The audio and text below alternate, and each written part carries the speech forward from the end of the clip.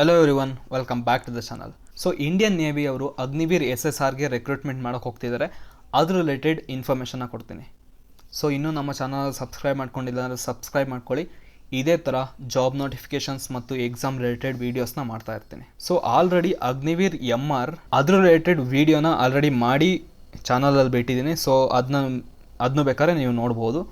ಇದು ನಾನು ಅಗ್ನಿವೀರ್ SSR 2025 ಎರಡನೇ ಬ್ಯಾಚ್, 2026 ಒಂದನೇ ಬ್ಯಾಚ್, 2026 ಎರಡನೇ ಬ್ಯಾಚ್ಗೋಸ್ಕರ ಮಾಡ್ತಿದ್ದಾರಲ್ಲ ಆ ರಿಕ್ರೂಟ್ಮೆಂಟ್ ಬಗ್ಗೆ ತಿಳಿಸ್ಕೊಡ್ತೀನಿ. ಸೊ ಈ ವಿಡಿಯೋನ ಲಾಸ್ಟ್ವರೆಗೂ ನೋಡಿ. ಎಲಿಜಿಬಿಲಿಟಿ ಕ್ರೈಟೀರಿಯಾ, ಸೆಲೆಕ್ಷನ್ ಪ್ರಾಸೆಸ್ ಮತ್ತು ನಿಮಗೆ ಎಷ್ಟು ಕಂಪನ್ಸೇಷನ್ ಎಲ್ಲ ಸಿಗುತ್ತೆ, ಯಾವ ಥರ ಅಪ್ಲೈ ಮಾಡೋದು, ಎಲ್ಲ ಇನ್ಫಾರ್ಮೇಷನ್ನ ತಿಳಿಸ್ಕೊಡ್ತೀನಿ. ಸೊ ಫಸ್ಟ್ ಎಲಿಜಿಬಿಲಿಟಿ ಕಂಡೀಷನ್ಸ್ನ ನೋಡೋದಾದರೆ, ನೀವು ಅನ್ಮ್ಯಾರಿಡ್ ಮೇಲ್ ಮತ್ತು ಅನ್ಮ್ಯಾರಿಡ್ ಫೀಮೇಲ್ ಆಗಿದ್ದರೆ ಮಾತ್ರ ಇದಕ್ಕೆ ಅಪ್ಲಿಕೇಶನ್ ಹಾಕ್ಬೋದು. ಅಂದರೆ ನೀವು ಮದುವೆನೇ ಆಗಿರಬಾರ್ದು, ಆಗಿದ್ರೆ ನೀವು ಅಪ್ಲಿಕೇಶನ್ ಹಾಕ್ಬೋದು. ಇನ್ನು ಎಜುಕೇಷನ್ ಕ್ವಾಲಿಫಿಕೇಷನ್ ಅನ್ನೋದಾದರೆ 10+2 ಅಂದರೆ ಸೆಕೆಂಡ್ PUCನ ಮುಗಿಸಿರಬೇಕು.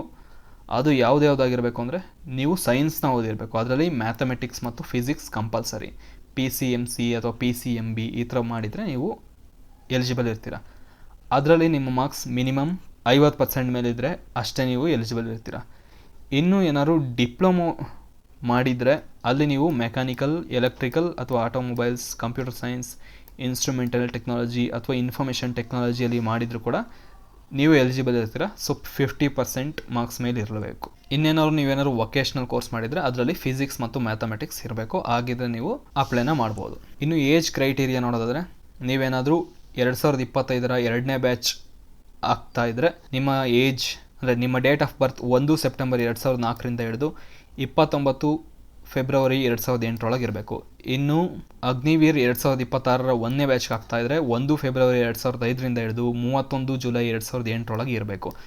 ಇನ್ನು ಅಗ್ನಿವೀರ್ 2026 ಎರಡನೇ ಬ್ಯಾಚ್ಗೆ ಆಗ್ತಾಯಿದ್ರೆ ನಿಮ್ಮ ಡೇಟ್ ಆಫ್ ಬರ್ತ್ 1 ಜುಲೈ 2005 ಹಿಡಿದು 31 ಡಿಸೆಂಬರ್ 2008 ಇರಬೇಕು. ಇನ್ನು ಮೆರಿಟಲ್ ಸ್ಟೇಟಸ್ ಅನ್ಮ್ಯಾರಿಡ್, ಮ್ಯಾರೇಜ್ ಆಗಿದ್ದರೆ ನೀವು ಅಪ್ಲಿಕೇಶನ್ ಹಾಕೋಂಗಿಲ್ಲ, ನೀವು ಎಲಿಜಿಬಲ್ ಇರಲ್ಲ. ಇನ್ನು ಟರ್ಮ್ಸ್ ಆ್ಯಂಡ್ ಕಂಡೀಷನ್ಸ್ನ ನೋಡೋದಾದರೆ, ಡ್ಯೂರೇಷನ್ ಆಫ್ ಸರ್ವಿಸ್ನ ನೋಡೋದಾದರೆ, ನಿಮ್ಮದು ಡ್ಯೂರೇಷನ್ ಆಫ್ ಸರ್ವಿಸ್ 4 ವರ್ಷ ಇರುತ್ತೆ. 4 ವರ್ಷವೂ ನಿಮ್ಮ ಪರ್ಫಾರ್ಮೆನ್ಸ್ ಚೆನ್ನಾಗಿದ್ದರೆ ಅಲ್ಲಿಗೆ ರೆಕ್ರೂಟ್ಮೆಂಟ್ನ ಮಾಡ್ಕೊತಾರೆ. ಇನ್ನು ಲೀವ್ಸ್ನ ನೋಡಿದರೆ 30 ದಿನ ಲೀವ್ಸ್ ಇರುತ್ತೆ. ಇನ್ನು ಸಿಕ್ ಲೀವ್ ನಿಮ್ಮ ಮೆಡಿಕಲ್ ಕಂಡೀಷನ್ ಮೇಲೆ ಹೋಗುತ್ತೆ. ಡಾಕ್ಟರ್ ಏನು ಪ್ರಿಸ್ಕ್ರೈಬ್ ಮಾಡ್ತಾರೆ ಅದ್ರ ರಿಲೇಟೆಡ್ ನಿಮಗೆ ಲೀವ್ಸ್ಗಳು ಸಿಗುತ್ತೆ. ಇನ್ನು ಪೇ ಅಲೋವೆನ್ಸ್ ಮತ್ತು ಅಲೈಡ್ ಬೆನಿಫಿಟ್ಸ್ನ ನೋಡೋದಾದರೆ 30,000 ನಿಮಗೆ ಪ್ರತಿ ತಿಂಗಳು ಫಿಕ್ಸ್ಡ್ ಕಾಂಪನ್ಸೇಷನ್ ಸಿಗುತ್ತೆ. ಅದರಲ್ಲಿ ನೋಡೋದಾದರೆ ಫಸ್ಟ್ ಇಯರ್ ನಿಮಗೆ 30,000 ಫಿಕ್ಸ್ಡ್ ಕಾಂಪನ್ಸೇಷನ್ ಇರುತ್ತೆ. 21,000 ನಿಮಗೆ ಇನ್ ಹ್ಯಾಂಡ್ ಸಿಗುತ್ತೆ. 9,000 ಅಗ್ನಿವೀರ್ ಕಾರ್ಫಸ್ ಫಂಡ್ಗೆ ಹೋಗುತ್ತೆ. ಗೌರ್ಮೆಂಟ್ ಆಫ್ ಇಂಡಿಯಾದವರು ಕೂಡ ಕಾರ್ಫಸ್ ಫಂಡ್ಗೆ ಕಾಂಟ್ರಿಬ್ಯೂಟ್ ಮಾಡ್ತಾರೆ. ಅದು 9,000 ಆಗಿರುತ್ತೆ. It is like PF. ಇನ್ನು ಸೆಕೆಂಡ್ ಇಯರ್ಗೆ ನೋಡೋದಾದರೆ 33,000, ಥರ್ಡ್ ಇಯರ್ಗೆ 36,500, ಫೋರ್ತ್ ಇಯರ್ಗೆ 40,000. ಸೊ ಅದರ ಇನ್ ಹ್ಯಾಂಡ್ ಎಷ್ಟು ಸಿಗುತ್ತೆ ಮತ್ತು ಅದಕ್ಕೆ ಕಾರ್ಫಸ್ ಫಂಡ್ ಎಷ್ಟು ಆಗುತ್ತೆ ಮತ್ತು ಗೌರ್ಮೆಂಟ್ ಆಫ್ ಇಂಡಿಯಾದವರು ಎಷ್ಟು ಹಾಕ್ತಾರೆ ಇಲ್ಲಿ ಇನ್ಫಾರ್ಮೇಷನ್ ಇದೆ. ಟೋಟಲ್ 4 ವರ್ಷ ಆದಮೇಲೆ ನಿಮ್ಮ ಕಾರ್ಫಸ್ ಫಂಡ್ 5,02,000, 5,02,000, ಟೋಟಲ್ 10,04,000 ನಿಮ್ಮ ಕಾರ್ಫಸ್ ಫಂಡ್ ಆಗಿರುತ್ತೆ. ಅದು ನಿಮಗೆ ಸಿಗುತ್ತೆ. ಇನ್ನು ಲೈಫ್ ಇನ್ಶೂರೆನ್ಸ್ 48 ಲಕ್ಷ ಇರುತ್ತೆ. ಇನ್ನು ಡೆತ್ ಕಂಪನ್ಸೇಷನ್ 44 ಲಕ್ಷ ಇರುತ್ತೆ. ಇನ್ನು ಡಿಸಬಿಲಿಟಿ ಕಂಪನ್ಸೇಷನ್ ಇದು ನಿಮ್ಮದು ಪರ್ಸಂಟೇಜ್ ಡಿಸಬಿಲಿಟಿ ಮೇಲೆ ಹೋಗುತ್ತೆ. 100% ಇದ್ದರೆ 44, 75% ಇದ್ದರೆ 25, 50% ಡಿಸಬಿಲಿಟಿ ಇದ್ದರೆ 15 ಲಕ್ಷ ನಿಮಗೆ ಕಂಪನ್ಸೇಷನ್ಸ್ ಕೊಡ್ತಾರೆ. ಇನ್ನು ಇಲ್ಲೇನು ಇನ್ಫಾರ್ಮೇಷನ್ನ ಕೊಟ್ಟಿದ್ದಾರೆ ಅಂದರೆ, ನೀವೇನಾದ್ರು 4 ವರ್ಷನೂ ಪರ್ಫಾರ್ಮೆನ್ಸ್ ಚೆನ್ನಾಗಿದ್ದರೆ ನಿಮ್ಮನ್ನ ಅಲ್ಲಿ ತಗೊತಾರೆ. ಅದಕ್ಕೆಲ್ಲ ಕಂಡೀಷನ್ ಕೊಟ್ಟಿದ್ದಾರೆ, ಒಂದು ಸಲ ಪಾಸ್ ಮಾಡ್ಕೊಂಡು ನೋಡ್ಕೊಳ್ಳಿ. ಇನ್ನು ನೀವು ಯಾವುದೇ ಥರದ ಪೆನ್ಷನ್ ಅಥವಾ ಗ್ರ್ಯಾಚ್ಯುಯಿಟಿಗೆ ಎಲಿಜಿಬಲ್ ಇರಲ್ಲ. ಏನಾದ್ರು ನೀವು ಬಿಡ್ತೀರಾ ಅಂದರೂ ಬಿಡೋಕ್ಕಾಗಲ್ಲ.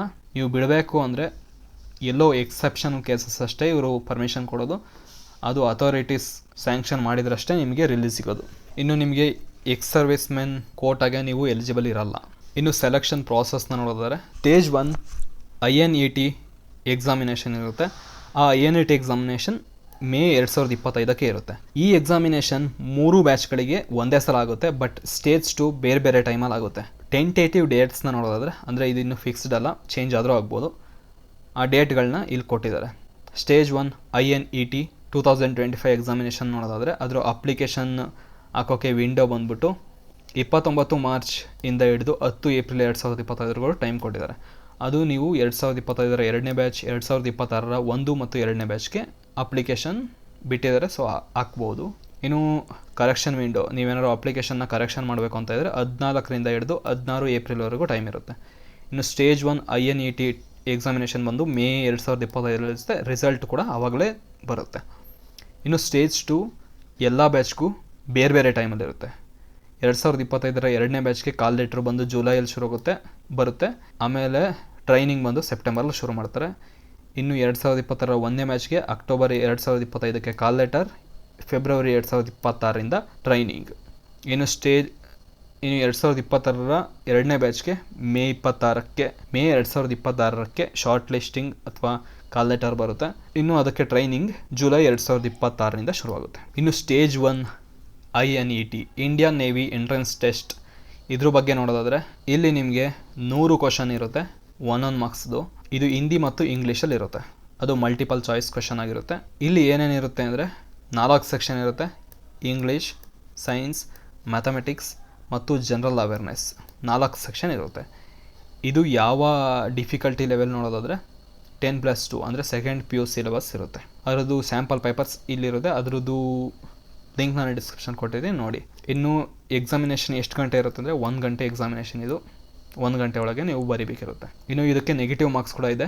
1 ಸರಿಯಾದರೆ 1 ಮಾರ್ಕ್ಸ್, 1 ತಪ್ಪಾದರೆ 0.25 ಮಾರ್ಕ್ಸ್ನ ಕಳೀತಾರೆ. ಇನ್ನು ಎಕ್ಸಾಮಿನೇಷನ್ ಫೀಸ್ನ ನೋಡಿದ್ರೆ ₹550 ಎಕ್ಸಾಮಿನೇಷನ್ ಫೀಸ್ ಇರುತ್ತೆ.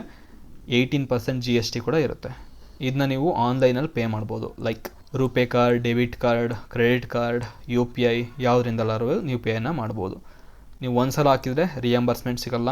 ನೀವು ಮಲ್ಟಿಪಲ್ ಟೈಮ್ ಅಪ್ಲೈ ಮಾಡಿದರೆ ನಿಮ್ಮನ್ನ ರಿಜೆಕ್ಟು ಮಾಡ್ತಾರೆ, ದುಡ್ಡು ಸಿಗೋಲ್ಲ. ಏನಾದರೂ ನೀವು ಫೀನ ಪೇ ಮಾಡಿ ಅದಕ್ಕೆ ಡಿಡಕ್ಟ್ ಆಗಿರುತ್ತೆ, ಬಟ್ ನಿಮಗೇನಾದರೂ ಅಡ್ಮಿಟ್ ಕಾರ್ಡ್ ಸಿಗಲಿಲ್ಲ ಅಂದರೆ 7 ದಿನದೊಳಗೆ ನಿಮಗೆ ವಾಪಸ್ ದುಡ್ಡು ಬರುತ್ತೆ. ಇನ್ನೂ ಸ್ಟೇಜ್ 1ಗಷ್ಟೇ ಅಪ್ಲಿಕೇಶನ್ ಫೀ ಇಲ್ಲ. ಸ್ಟೇಜ್ 2 ಯಾವುದೇ ಥರದ ಫೀಸ್ ಇರೋದಿಲ್ಲ. ಇನ್ನು ಸ್ಟೇಜ್ 2 ನೋಡೋದಾದರೆ PFT ರಿಟರ್ನ್ ಎಕ್ಸಾಮಿನೇಷನ್ ಮತ್ತು ಮೆಡಿಕಲ್ ಎಕ್ಸಾಮಿನೇಷನ್ ಇರುತ್ತೆ. ಸ್ಟೇಜ್ 2ಗೆ ಹೇಗೆ ತಗೊತಾರೆ ಅಂದರೆ ಸ್ಟೇಜ್ 1 INET ಎಕ್ಸಾಮಿನೇಷನ್ ನೀವು ಪಾಸ್ ಅಥವಾ ಫೇಲ್ ಅಂತ ಕೊಡ್ತಾರೆ. ಪಾಸ್ ಆಗಿದ್ದರೆ ಸ್ಟೇಜ್ 2ಗೆ ಶಾರ್ಟ್ ಲಿಸ್ಟ್ ಆಗಿರ್ತೀರ. ಇನ್ನು ನೀವೇನಾದ್ರು ಸ್ಪಾನ್ಸರ್ ಕ್ಯಾಂಡಿಡೇಟ್ ಅಥವಾ NCC ಸರ್ಟಿಫಿಕೇಟ್ನ ಹೊಂದಿದ್ರೆ ನೀವು ಸ್ಟೇಜ್ 1 INET ಎಕ್ಸಾಮಿನೇಷನ್ನ ಬರೆಯೋ ಅವಶ್ಯಕತೆ ಇಲ್ಲ. ಡೈರೆಕ್ಟ್ ಸ್ಟೇಜ್ 2ಗೆ ತಗೊತಾರೆ. ಆದರೆ ವ್ಯಾಲಿಡ್ ಸರ್ಟಿಫಿಕೇಟ್ ಇರಬೇಕು. ಅದನ್ನ ನೀವೇನಾದ್ರು ಸ್ಪಾನ್ಸರ್ಡ್ ಸರ್ಟಿಫಿಕೇಟ್ನ ತಗೊಂಡಿದ್ರೆ CABS ಅವರು ವೆರಿಫಿಕೇಷನ್ನ ಮಾಡ್ತಾರೆ. ಇನ್ನು NCC ಸರ್ಟಿಫಿಕೇಟ್ನ ತಗೊಂಡಿದ್ರೆ DGNCC ಅವರು ನಿಮ್ಮನ್ನ ವೆರಿಫೈ ಮಾಡ್ತಾರೆ. ಎಲಿಜಿಬಲ್ ಇದ್ದರೆ ನೀವು ಯಾವುದೇ ಥರದ ಸ್ಟೇಜ್ 1 ಎಕ್ಸಾಮಿನೇಷನ್ ಬರೆಯೋಗಿಲ್ಲ. ಸ್ಟೇಜ್ 2ಗೆ ಡೈರೆಕ್ಟ್ಲಿ ತೊಗೊತಾರೆ. ಫಿಸಿಕಲ್ ಸ್ಟ್ಯಾಂಡರ್ಡ್ಸ್ನ ನೋಡೋದಾದರೆ ಅಲ್ಲೇನೇನಿರುತ್ತೆ ಅಂದರೆ ಫಿಸಿಕಲ್ ಫಿಟ್ನೆಸ್ ಟೆಸ್ಟ್ನ ಮಾಡ್ತಾರೆ. ಅದಕ್ಕೆ ನೋಡೋದಾದರೆ ಮೇಲ್ ಕ್ಯಾಂಡಿಡೇಟ್ಸ್ 1.6 ಕಿಲೋಮೀಟರ್ನ 6 ನಿಮಿಷ 30 ಸೆಕೆಂಡ್ ಒಳಗೆ ಓಡಬೇಕು. ಸ್ಕ್ವಾಟ್ಸ್ 20 ಮಾಡಬೇಕು. ಪುಷಪ್ಸ್ 15, ಬೆಂಚ್ ನೀ ಸಿಟಪ್ಸ್ 15. ಫೀಮೇಲ್ ಕ್ಯಾಂಡಿಡೇಟ್ಸ್ 8 ನಿಮಿಷದಲ್ಲಿ ಓಡಬೇಕು. ಸ್ಕ್ವಾಟ್ಸ್ 15, ಪುಷಪ್ಸ್ 10, ಬೆಂಚ್ ನೀ ಸಿಟಪ್ಸ್ 10 ಮಾಡಬೇಕಿರುತ್ತೆ. ಇನ್ನು ಸ್ಟೇಜ್ 2 ರಿಟರ್ನ್ ಎಕ್ಸಾಮಿನೇಷನ್ ನೋಡೋದಾದರೆ ಇಲ್ಲೂ ಕೂಡ ಸೇಮ್ ಮಲ್ಟಿಪಲ್ ಚಾಯ್ಸ್ ಕ್ವಶನ್ ಇರುತ್ತೆ. 100 ಕ್ವಶನ್ 100 ಮಾರ್ಕ್ಸ್ಗೆ.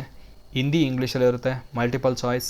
ಇಲ್ಲೂ ಕೂಡ English, science, mathematics and general awareness ಇರುತ್ತೆ. ಇದು ಕೂಡ 12th ಲೆವೆಲಲ್ಲೇ ಇರುತ್ತೆ. 1 ಅವರ್ ಎಕ್ಸಾಮಿನೇಷನ್ ಆಗಿರುತ್ತೆ. ಇನ್ನು ಎಕ್ಸಾಮಿನೇಷನ್ ಸೆಂಟರ್ಗಳೆಲ್ಲ ಅವರು ತಿಳಿಸ್ಕೊಡ್ತಾರೆ. ಇನ್ನು ಪ್ರೊವಿಷನಲ್ ಲಿಸ್ಟ್ ಯಾವ ರೀತಿ ಬಿಡ್ತಾರೆ ಅಂದರೆ ನೀವು ಒಂದು ಕಟ್ ಆಫ್ ಮಾರ್ಕ್ಸ್ ಕೊಡ್ತಾರೆ. ಅದ್ರ ಮೇಲೆ ಯಾರ್ಯಾರು ಇರುತ್ತೆ ಅವರೆಲ್ಲರೂ ಕೂಡ ಇಲ್ಲಿ ಎಲಿಜಿಬಲ್ ಇರ್ತೀರ. ಅದಾದಮೇಲೆ ನಿಮಗೆ ಮೆಡಿಕಲ್ ಎಕ್ಸಾಮಿನೇಷನ್ನ ಮಾಡ್ತಾರೆ. ಆ ಮೆಡಿಕಲ್ ಎಕ್ಸಾಮಿನೇಷನು ಎಲ್ಲದರಲ್ಲೂ ಪಾಸ್ ಆದರೆ ನಿಮಗೆ ಟ್ರೈನಿಂಗಿಗೆ ತೊಗೊತಾರೆ. ಇಲ್ಲಿ ಮೆಡಿಕಲ್ ಸ್ಟ್ಯಾಂಡರ್ಡ್ಸ್ನ ನೋಡೋದಾದರೆ ನಿಮ್ಮ ಜೆಂಡರ್ ಯಾವುದಾದ್ರು ಆಗಿದ್ರು ಓಕೆ. ಮೇಲ್ ಕ್ಯಾಂಡಿಡೇಟ್ಸ್ ಇಬ್ಬರು ಎಲಿಜಿಬಲ್ ಇರ್ತೀರ. ಪ್ರೆಗ್ನೆನ್ಸಿ ಟೆಸ್ಟ್ ಕೂಡ ಮಾಡ್ತಾರೆ. ನೀವೇನಾದ್ರು ಪ್ರೆಗ್ನೆಂಟ್ ಆಗಿದ್ದರೆ ನೀವು ಎಲಿಜಿಬಲ್ ಇಲ್ಲ. ಇನ್ನು ಮಿನಿಮಮ್ ಹೈಟ್ನ ನೋಡಿದ್ರೆ 157 ಸೆಂಟಿಮೀಟರ್ ಇರಬೇಕು. ಇನ್ನು ಟ್ಯಾಟೋ ರಿಲೇಟೆಡ್ ಇನ್ಫಾರ್ಮೇಷನ್ನು ಕೊಟ್ಟಿದ್ದಾರೆ. ಟ್ಯಾಟೋ ನೀವೇನಾದ್ರು ಹಾಕಿದರೆ ಎಷ್ಟು ಓಕೆ, ಅದ್ರ ಮೇಲಿದ್ರೆ ನಾಟ್ ಓಕೆ. ಅದ್ರ ರಿಲೇಟೆಡ್ ಇನ್ಫಾರ್ಮೇಷನ್ ಕೊಟ್ಟಿದ್ದಾರೆ. ಒಂದು ಸಲ ಪಾಸ್ ಮಾಡ್ಕೊಂಡು ನೋಡ್ಕೊಳ್ಳಿ. ಇನ್ನು ವಿಜುವಲ್ ಸ್ಟ್ಯಾಂಡರ್ಡ್ಸ್ ಕೊಟ್ಟಿದ್ದಾರೆ, ಎಷ್ಟೆಷ್ಟು ಇರಬೇಕು ಅಂತ ನೋಡಿ. ಇನ್ನು ಟ್ರೈನಿಂಗ್ ಬಂದು 2025 ಎರಡನೇ ಬ್ಯಾಚ್ಗೆ ಸೆಪ್ಟೆಂಬರಿಂದ ಶುರುವಾಗುತ್ತೆ. 2026 ಒಂದನೇ ಬ್ಯಾಚ್ಗೆ ಈ ಫೆಬ್ರವರಿ 2026 ಶುರುವಾಗುತ್ತೆ. ಇನ್ನು 2026 ಎರಡನೇ ಬ್ಯಾಚ್ಗೆ ಜುಲೈ 2026 INS ಚಿಲ್ಕಾ ಒಡಿಸ್ಸಾದಲ್ಲಿ ನಿಮ್ಮ ಟ್ರೈನಿಂಗ್ ಶುರು ಆಗುತ್ತೆ. ಇನ್ನು ಸ್ವಲ್ಪ ಜನರಲ್ ಇನ್ಸ್ಟ್ರಕ್ಷನ್ನ ಕೊಟ್ಟಿದ್ದಾರೆ. ಅದನ್ನ ನೋಟಿಫಿಕೇಷನ್ನ ಡೌನ್ಲೋಡ್ ಮಾಡ್ಕೊಂಡು ನೋಡ್ಕೊಳ್ಳಿ. ಈ ನೋಟಿಫಿಕೇಷನ್ದು ಲಿಂಕ್ ನಾನು ಡಿಸ್ಕ್ರಿಪ್ಷನ್ ಕೊಟ್ಟಿರ್ತೇನೆ. ಇದೆಲ್ಲ ಜನರಲ್ ಇನ್ಸ್ಟ್ರಕ್ಷನ್ಸ್. ಇನ್ನು ಹೇಗೆ ಅಪ್ಲೈ ಮಾಡೋದು ಅಂದರೆ ಈ ವೆಬ್ಸೈಟ್ಗೆ ಹೋಗಿ ಇಲ್ಲಿ ಬಂದುಬಿಟ್ಟು ರಿಜಿಸ್ಟರ್ ಅಗ್ನಿವೀರ್ SSR ಇದ್ರ ಮೇಲೆ ಕ್ಲಿಕ್ ಮಾಡಿದರೆ ಅಪ್ಲಿಕೇಶನ್ ವಿಂಡೋಗೆ ತಗೊಂಡೋಗುತ್ತೆ. ಇಲ್ಲಿ ರಿಜಿಸ್ಟರ್ ಮಾಡಿಬಿಟ್ಟು ಅಪ್ಲಿಕೇಶನ್ ಹಾಕೋದಿರುತ್ತೆ. ಇನ್ನೂ ಸದ್ಯಕ್ಕೆ ತೋರಿಸ್ತಿಲ್ಲ, ಯಾಕೆಂದರೆ ಇನ್ನೂ ಕೂಡ ಅಪ್ಲಿಕೇಶನ್ ಶುರುವಾಗಿಲ್ಲ. ನಾನು ವೀಡಿಯೋ ಮಾಡ್ತಿರೋದು 24ನೇ ತಾರೀಕು, ಆದರೆ ಅಪ್ಲಿಕೇಶನ್ ಶುರು ಆಗೋದು 29ನೇ ತಾರೀಕಿಂದ. 29ನೇ ತಾರೀಕು ಬಂದು ನೋಡಿದಾಗ ಇಲ್ಲಿ ಅಪ್ಲಿಕೇಶನ್ ಶುರು ಆಗಿರುತ್ತೆ, ಅವಾಗ ಹಾಕಿ. ಇಲ್ಲಿ 3 ಬ್ಯಾಚ್ಗೂ ಅಪ್ಲೈ ಮಾಡೋರು ಅಪ್ಲಿಕೇಶನ್ ಹಾಕೋದಿರುತ್ತೆ. 29 ಮಾರ್ಚ್ ಮಧ್ಯರಾತ್ರಿಯಿಂದ ಶುರುವಾಗಿ 10 ಏಪ್ರಿಲ್ 2025 ಸಂಜೆ 5 ಗಂಟೆವರೆಗೂ ಅಪ್ಲಿಕೇಶನ್ ನೀವು ಹಾಕ್ಬೋದು.